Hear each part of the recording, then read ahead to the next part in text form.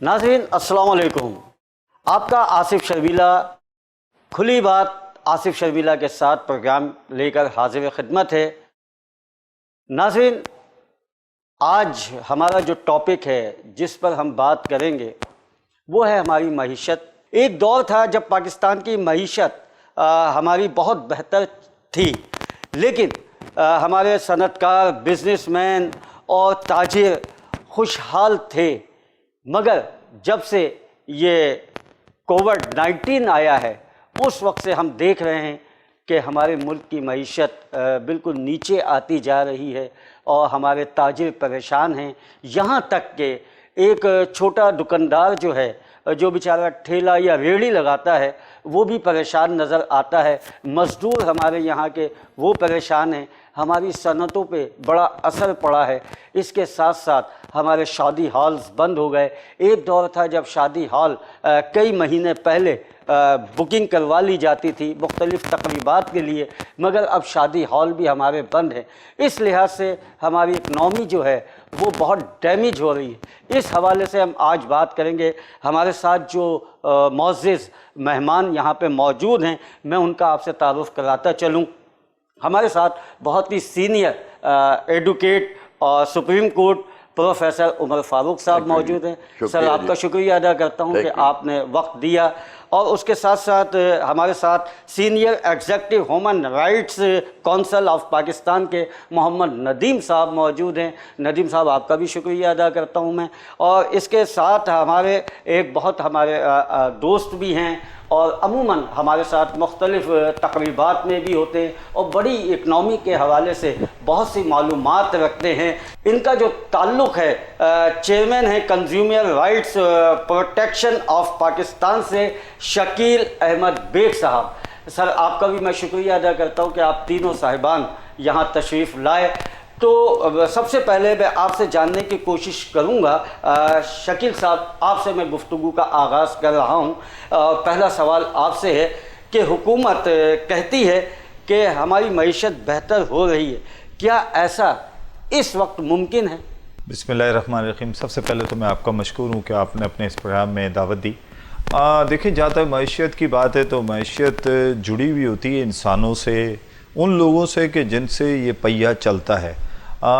इस वक्त अगर मैं फ़िगर्स की बात करूं तो गवर्नमेंट जो इन्फ्लेशन रेट बता रही है वो तो बहुत अच्छा बता रही है, बहुत ठीक बता रही है और उसके असरात बता रही है बड़े अच्छे मुरतब होंगे या होने जा रहे हैं।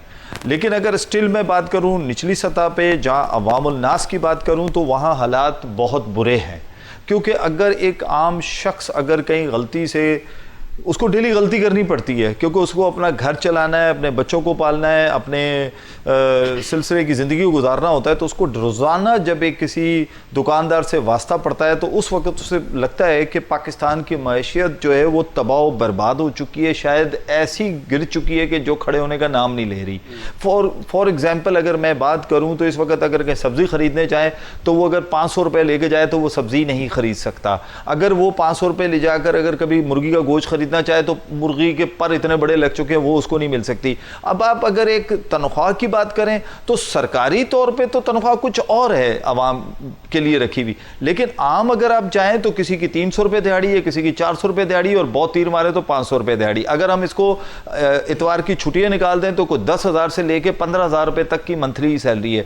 अब उसमें वो किराया कहाँ से देगा, वो बिजली का बिल कहाँ से देगा, जहाँ बिजली आपको पता है कि वो लूट मार का बाजार हमेशा उनका लगा रहता है। वो किसी न किसी तरीके से ऐसे इंजेक्शन आवाम को लगाते हैं कि वो बेचारों को खुद नहीं पता होता कि हम चोर हैं, यानी कि वो आवाम को चोर बनाने में 1 मिनट लगाते हैं। तो अगर मैं इन सारी चीज़ों को कंपाइल करता हूँ या इनको मैं जोड़ता हूँ तो मुझे ऐसा लगता है कि सबसे पहले गवर्नमेंट को मईशत ठीक करने के लिए पहले इस निज़ाम को ठीक करना पड़ेगा, जो कि इस वक्त भरपूर तरीके से बिगड़ चुका है। और इसकी बिगाड़ की वजह क्या है? इस बिगाड़ की वजह यह है कि गवर्नमेंट एक फैसला कर देती है कि जनाब ये काम हो जाए, लेकिन उसको ये नहीं देखती कि क्या वो निचली सतह तक वो काम हुआ।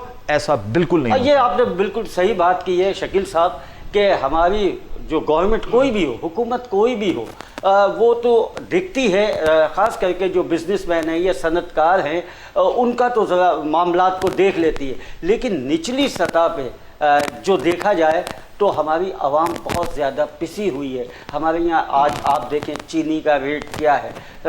کچھ عرصے پہلے 70 روپے کی چینی تھی, اب 100 سے اوپر چینی چلی گئی ہے. اور دیگر آٹے کو آپ دیکھ لیجئے تو ایک جو مزدور طبقہ ہے جو روز کنواں کھودتا ہے اور روز پانی پیتا ہے, اس کے گھر پہ بہت ہی زیادہ اثر ہوا ہے. تو یہ آپ کی بات بالکل صحیح ہے. ندیم صاحب, میں آپ سے یہ جاننے کی کوشش کروں گا, کیونکہ ظاہر ہے آپ کا تعلق ہیومن رائٹ سے ہے اور آپ کا عوام سے اور خاص کر کے غریب طبقے سے بڑا گہرا تعلق ہوتا ہے.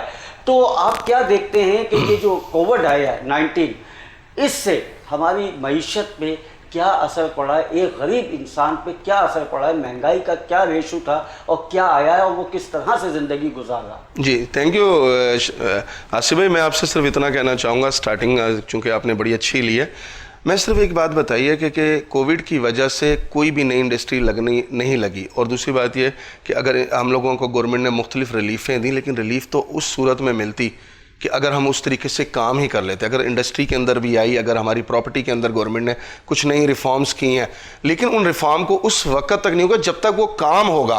مثال کے طور پہ کراچی کے اندر, ایسٹرن پاکستان کے اندر بلڈر انڈسٹریز کو انہوں نے بہت زیادہ ریلیف دی. KBC کے اندر بقول, ابھی میں نے لاسٹ ٹائم ان سے میرے ایک ٹاک شو میں تھا کہ 300 سے زائد نئے پروجیکٹ NOC ہوئے ہیں, لیکن وہ فزیکلی زمین کے اوپر نہیں آئے. پھر اس کے علاوہ گورنمنٹ نے ہاؤسنگ انڈسٹریز کو بہت زیادہ سہولت دی کہ ان کو لون دے دیا. لیکن بات یہ ہے کہ اس لون کو اتارنے کے لیے بھی تو آپ کے پاس کوئی جاب ہونی چاہیے نا. آپ اگر یہ لون لیں گے تو آپ کو کسی نہ کسی جگہ سے تو آپ کی جیب سے انکم ہونی چاہیے. انکم کے بیسک ذریعے ابھی تک اس طریقے سے نہیں کھل سکے, کچھ کووڈ کی وجہ سے, کچھ گورنمنٹ کی اپنی ناقص پلاننگوں کی وجہ سے ہم وہ سب ابھی تک ڈیلیور نہیں کر سکے. ایک چیز آپ کو اور میں کراؤں کہ عوام سے ہمارا ڈائریکٹ رابطہ رہتا ہے. اصل بات یہ ہوتی ہے کہ جب ایک ہم ٹی شرٹ خریدتے ہیں, ایک شرٹ خریدتے ہیں نا, تو یاد رکھیے کہ اس کے پیچھے ایک کاٹن, ایک شرٹ کے مطابق جو روئی ہوتی ہے وہاں تک کی خریداری ہوتی ہے. یہ تجارت کا اصول ہے. اب جب آپ کے پاس کنزیومر ہی نہیں ہے, جب آپ کے پاس سکت ہی نہیں ہے خریدنے کی, جس طرح چکن پرائز تھے, چکن پرائز اگر 25,000 روپیہ یا 20,000 کمانے والا آدمی ہے, اگر وہ 500 روپے کی 1 کلو چکن خریدتا ہے تو اس کی کتنی سیلری کا کتنا % ایک ٹائم کے کھانے پہ خرچ ہو گیا. تو آپ کیا سمجھتے ہیں کہ یہ مہنگائی انسان کی کمر توڑ نہیں ہے؟ اچھا ندیم صاحب, ایک بات بتائیے, تعمیراتی شعبوں میں صنعتوں کو حکومت سے مزید بہتری کے لیے بات کی گئی تھی, کیا یہ مراعات درکار ہوئی ان کو, اور کیا وہ ترقی مزید ہوئی؟ جیسا کہ کہا گیا تھا کہ تعمیراتی کام ہوں گے, اس سے ہمارے یہاں روزگار میں کمی آئے گی اور بہت سے کام چلنے لگے گا. تو اس طرف آپ کیا کہیں؟ دیکھیں شکیل, آصف بھائی ایک چیز ذہن میں رکھیے گا کہ جب تک سرکل نہیں چلے گا کام نہیں ہوگا. ایک تو کووڈ نے ہم لوگوں کو بالکل لاک کر کے رکھا. بدقسمتی یہ کہ کراچی کے اندر اتنی زیادہ آبادی اور پاپولیشن ہے کہ ایک دم سب سے پہلے کراچی کا پہیہ روک دیا جاتا ہے. اب کراچی سے آپ کی جتنی بھی ہے, آپ کو امپورٹ ایکسپورٹ اس یہاں سے منسلک ہے سب سے زیادہ. اب انڈسٹری کے اندر اس ٹائم چائنا سے بہت ساری پروڈکٹ آ رہی ہیں, جس میں سینیٹری آ رہی ہے, سینیٹری کے سامان آ رہے ہیں, اور ہارڈ ویئر کا بہت سارا سامان آ رہا ہے. اب جب آپ کا کووڈ کی وجہ سے یہ سارا کام روکے تو یہ ٹرانسپورٹیشن بند ہو گئی, یہ انڈسٹری کو ٹوٹل کی ٹوٹل مہنگی ہو گئی ایک دم. آپ ایک اندازہ کیجئے, اس ٹائم موٹر سائیکل کے جو اگلے ٹائر کے بیرنگ تھے وہ مارکیٹ کے اندر 70 سے 80 روپے چائنا دے رہا تھا, اس ٹائم 150 روپے میں اویلیبل ہے. تو یہ جو فرق ہوا یہ ہماری پاکٹ سے ہوا. اچھا, گورنمنٹ اب جتنی بھی مراعات دے گی یہ اس وقت تک لاگو نہیں ہوں گی جب تک کاروباری سرکل نہیں چلے گا. سریا مہنگا ہوا, ہمارے یہاں سیمنٹ مہنگا ہوا, ہمارے یہاں بجری مہنگی ہوئی, یعنی کہ اس طرح کے یہاں تو دیکھیں یہاں تو میں بڑی مزے سے کہوں گا کہ ہمارے ہاں نا وہ کہتے ہیں کہ وہ کیا مثال دیتے ہیں کہ کوئی اندھی چکی پیستی ہے اور کتا جو ہے وہ چاٹ جاتا ہے. ہمارے ملک میں مافیاز نے اتنا قابو کیا ہوا ہے. آپ اسٹیل انڈسٹری کے اندر بھی آپ کیا سمجھتے ہیں, سیمنٹ انڈسٹری یا آٹا اور چینی کے اندر بھی مافیا. سرکار آپ سوچ بھی نہیں سکتے سری اور سیمنٹ کے اندر کتنے بڑے بڑے مافیاز کام کر. ہماری ادارہ آج تک کوئی ایسا پورٹل ایجاد ہی نہیں کر سکی کہ روزانہ کے بیسس کے اوپر ریٹنگ کر دے.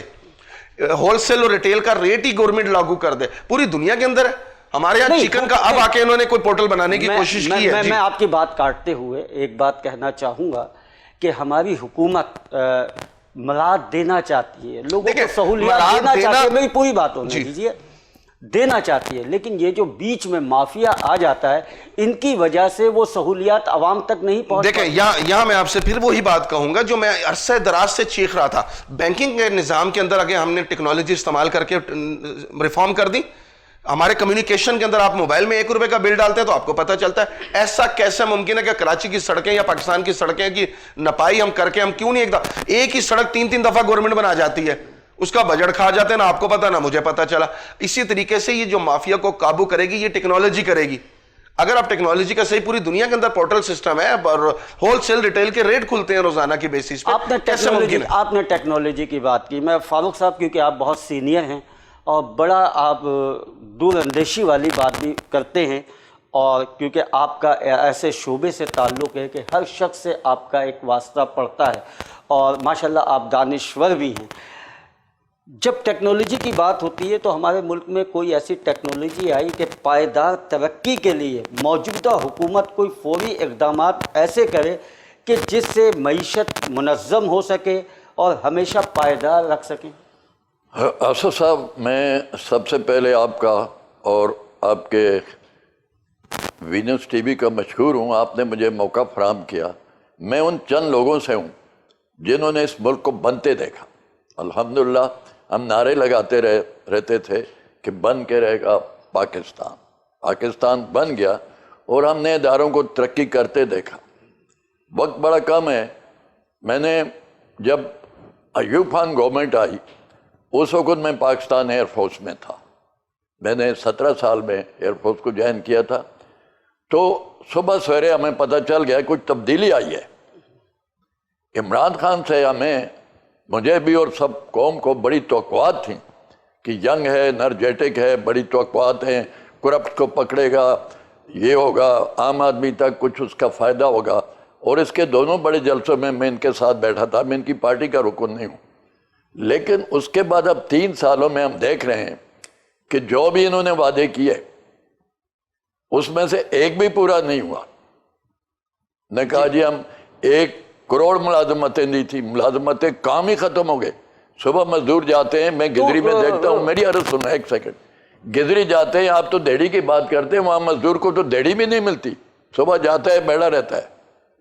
भाई मेरे नदीम साहब ने बैंक्स की बात की।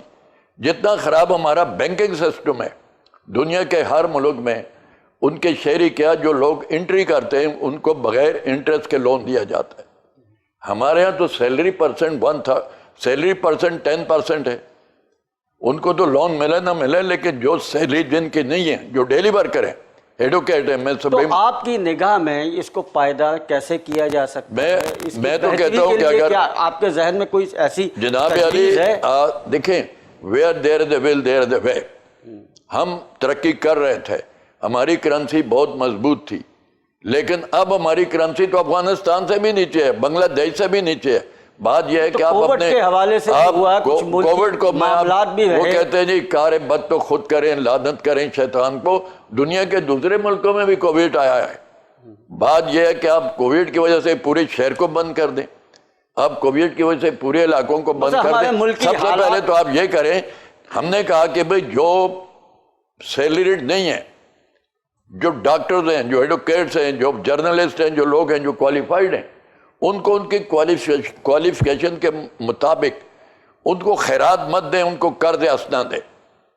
आपकी बैंकिंग सिस्टम चल जाएगा। गरीब इंसान को इंडस्ट्री लगाने के लिए या कोई कारोबार करने के लिए अगर बैंक उसको आसानी से तो ये जनाब के पूरे कराची में 5000 से ज्यादा टैक्सियां थी, बल्कि ज्यादा थी, 10,000 थी। अब पूरे कराची में एक टैक्सी भी नहीं है। कारोबार था, जाहिर है कि अब पूरे कराची में एक टैक्सी नहीं है।